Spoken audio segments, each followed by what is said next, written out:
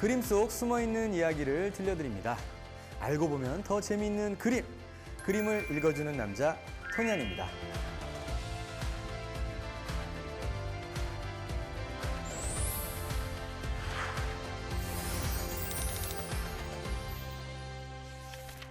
여러분, 우유 즐겨 드세요? 조선시대에는 이 우유를 약으로 썼다고 합니다. 실제로 동의보감에 목 위에 앵두만한 종기가 나거든 날마다 우유를 마시면 저절로 사라진다고 기록되어 있고요. 그래서일까? 조선시대 왕들이 우유를 보양식으로 즐겨 먹었다는데요. 여기서 잠깐! 그렇다면 우리나라에 젖소가 처음 들어온 때는 언제일까요? 1902년 고종 황제 때 당시 농산공부 기사로 근무하던 프랑스인 쇼가 젖소 20마리를 들여와 지금의 신촌역 부근에 우사를 짓고 젖소를 사육해 외국인 상대로 우유를 판매했다고 합니다. 고로 조선시대엔 젖소가 없었단 얘기죠. 그럼 조선시대 왕은 어떻게 우유를 구했을까요? 조선시대의 풍속화, 체유에서 그 해답을 찾아볼 수 있습니다.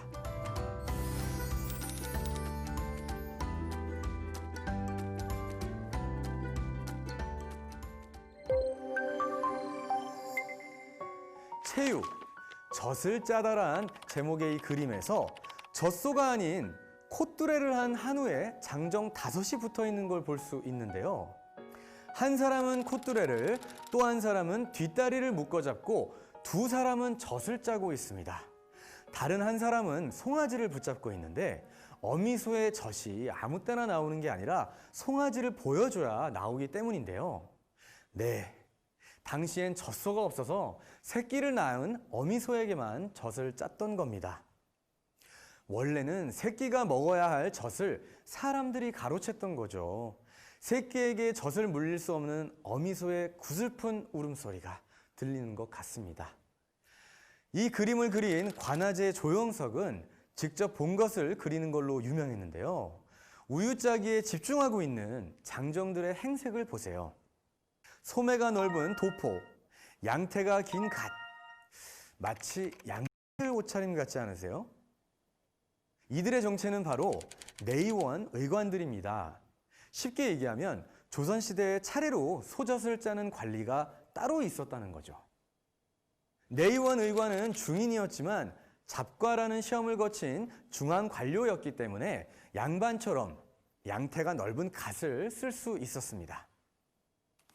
임금의 밥상을 올리는 수락관이나 식혜나 다과를 만드는 생과방이 아니라 왕의 약을 조제하던 관청에서 우유를 관리했던 건 새끼 먹일 젖이 붙어있는 어미소의 수도 많지 않을 뿐더러 그마저도 채취할 수 있는 양이 너무 적어 너무 귀한 식재료였기 때문입니다. 물론 채취한 우유를 그대로 마시진 않았습니다. 타락죽을 만들어 먹었는데요. 타락은 우유의 옛 이름이에요. 우유에 불린 맵쌀을 갈아놓고 끓인 타락죽은 당시 왕들의 보양식이었죠. 세종은 끼니마다 고기가 없으면 수라상을 받지 않을 정도로 편식이 심해 30대부터 당뇨병에 시달렸는데 영양도 풍부하고 위에도 부담 없는 타락죽을 아침상으로 받으면서 건강관리를 했다고 해요. 뿐만 아니라 숙종, 정조도 겨울철에는 늘 타락죽을 먹어 체력을 유지했고 병약했던 인종에게도 신하들이 전하 드셔야 합니다 자주 권했다고 합니다. 또 한 가지 재밌는 건 이 우유가 조선시대 임금의 사랑의 징표로 쓰이기도 했다는 건데요. 불락지간, 임금이 타락죽을 먹다가 사랑하는 궁녀에게 남겨주는 것을 말합니다. 즉, 왕이 궁녀에게 성은을 베풀었다는 거죠. 조선시대 궁녀들 사이에는 나도 타락죽을 얻어먹어봤으면 하는 유행어가 생겨나기도 했답니다. 이처럼 조선시대 낙농문화까지 짐작해 한 체유. 그런데 이 그림이 완성본이 아니라고 합니다. 체유는 사제첩이라는 화첩에 담긴 그림 중 하나인데요. 사제는 사양노루 배꼽이란 뜻으로 사양노루가 이 때문에 사냥을 당한다. 고로 이 화첩이 곧 자신의 아킬레스건이라는 뜻인데요.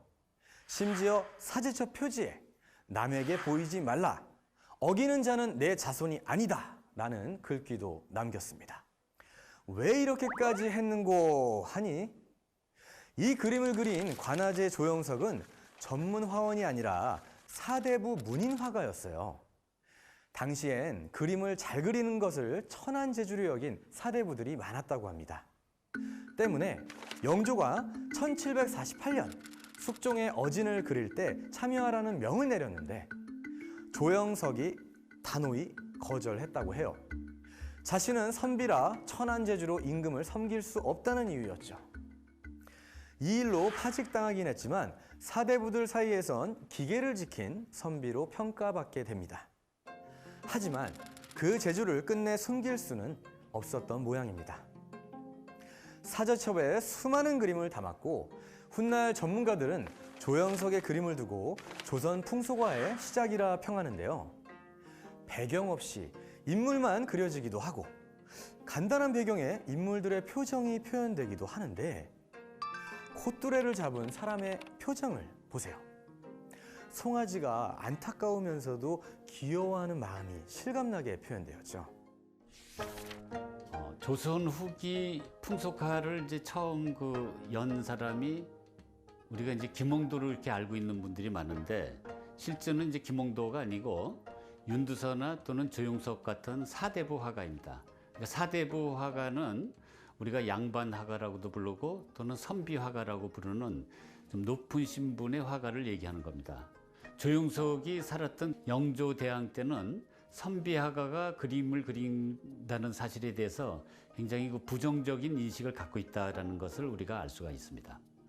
조용석의 그 체유도가 갖고 있는 이런 회화사적 의미를 우리가 생각해 본다면 앞서 활동했던 윤두소가 그린 풍속화는 농부나 또는 그런 장인들의 이런 하찮은 생활상을 이렇게 그린 겁니다. 그런 반면에 조용석은 그러한 생활상과 더불어서 중인 또는 양반들의 생활상을 그림으로써 풍속화의 어떤 내용을 좀 이렇게 확대했다는 점에 의의가 있다고 생각을 합니다. 대상을 자세히 관찰하면서도 따뜻한 눈으로 바라본 화가의 시각이 느껴지는데요. 조선 풍속화의 대가, 단원 김홍도와 해원 신윤복의 재치있고 활기찬 느낌과 또 차분하고 서정적인 느낌의 조영석의 그림. 여러분은 어떤 풍속화에 더 마음이 끌리시나요? 조영석의 체유였습니다.